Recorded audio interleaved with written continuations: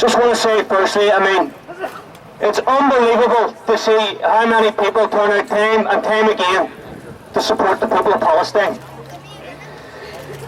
I'm speaking here today as a member and activist of Irish Friends of Palestine. For those of you who don't know me, I'm a local councillor and teacher. I therefore work with children and young people on a daily basis. And this is one of the reasons the conflict in Palestine is very close to my own heart. I've also been to Palestine on a number of occasions. I have lived and taught in the refugee camps there. Last summer, I lived and taught in the Royal Refugee Camp in the West Bank. And in 2012, after the IDF's offensive, Operation Tower Defence, I was with a delegation from the Irish Friends of Palestine that brought aid to the region. The devastation of that bombardment was horrifying to see, and to think that it was 1/10 the scale of the current bombardment. I dread to imagine the scenes in the region at present. On my visits, despite the hardships of siege in Gaza and the occupation in the West Bank, I was shown the most unimaginable kindness and generosity from a people who literally had nothing. They gave us shelter and they shared what little food they had with us. Every night now, I pray for their safety. But unfortunately, these prayers, in many circumstances, have not been answered. Many of these innocent people, mostly children, are now dead. Many of you here today are parents. You have a child or children in your life. Think of how lucky you are.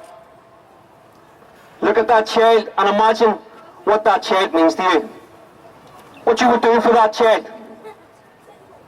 Now imagine that you are a parent living in the Gaza Strip. It is hard to describe what we saw there. We saw destroyed schools, homes leveled to the ground. And I cannot say what we saw in the hospitals.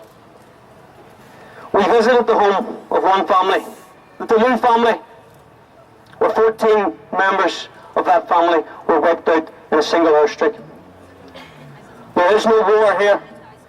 There is no fight between two evenly matched sides. Children are not legitimate targets. This is a genocide, and the state of Israel must be held to account for its actions.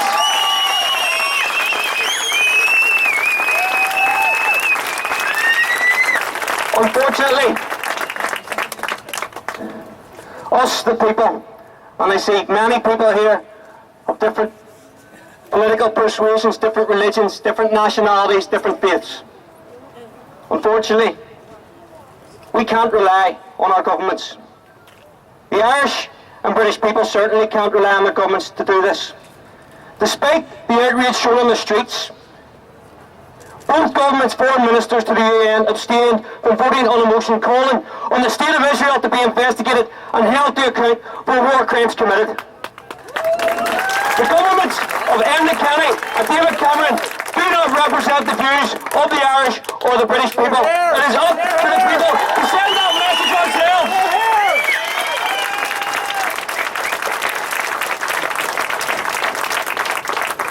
People often ask our group and different groups how they can help. They say to us that they feel helpless. And I know all too well when I see the images on the TV that that's exactly how I feel. But there's ways we can help, and there's ways in that you are helping. Firstly, support the boycott. Do not buy any Israeli products. Check for the number 729 on any product you buy. That will come directly from Israeli settlement. We also must continue to call for the expulsion of the Israeli ambassador. We cannot support his presence here given the war crimes committed.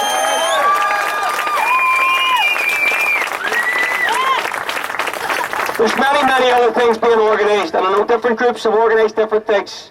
Our group, for example, we're organising a walk or a run for Gaza, and this will be on the 20th of September from the Dairy Farm Centre to Kelly Cellar in the centre of town. It's £10 to participate, and we ask the people who do participate also try to raise sponsorship money.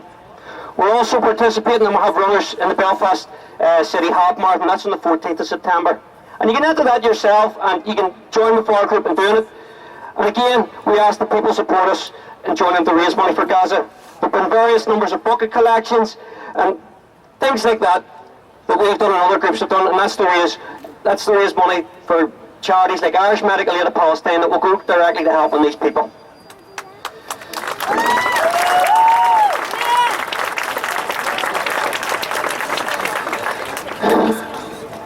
One thing I would also say is that you put your own ideas to the test. A local restaurant in West Belfast, for example, recently contacted us. They changed their produce all to local produce to support the boycott, and they organised a dinner with a live band where all proceeds went to Gaza. That was a remarkable example, and they should be commended for that. And it's an example that other businesses should follow. There are many groups such as ours and the IPSC that will be happy to give guidance to people on how you can help. We're all on social media. Feel free to add us or to follow us. Most importantly, keep showing your support, attend rallies, vigils, and show your solidarity. We're organising a protest at the EU offices this Thursday evening, and again I hope to see you all there. When we ask for a free Palestine, we mean a Palestine that the Palestinians have a right to, along with equality at its centre, and where the indigenous population do not live as second-class citizens, either under siege or under occupation. We do not preach hate, we do not seek to intimidate, we only ask for equality and for respect when we say free Palestine.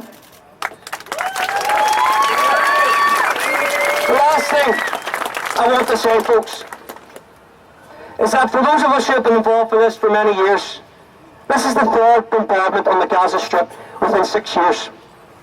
And again, time after time, we see people mobilising, and then when there's a ceasefire, a lot of us say, okay, brilliant, and we go back to our daily lives. This time, we need to see the continued support. We need to see people continue to support the boycott. We need to see the international community take action. We need to see our government stand